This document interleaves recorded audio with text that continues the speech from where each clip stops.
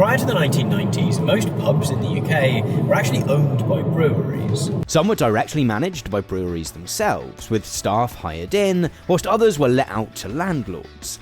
But either way, pubs were usually forced to only sell beer brewed by the breweries which owned the building. If you took North London, for example, it was dominated by 4 or 5 big brewers, and there were very few individually owned pubs.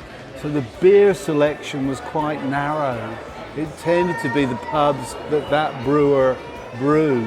So you couldn't get Abbott, you couldn't get Ruddles County in London, you couldn't get Young's Special Bitter, a South London beer in North London.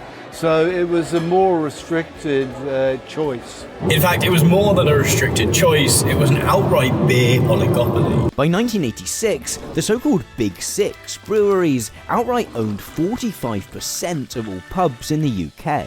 But their control over the market went far beyond this. A report by the UK's Monopolies and Mergers Commission, published in 1989, estimated that 90% of British pubs were subject to some kind of contractual restriction on who they were allowed to buy beer from.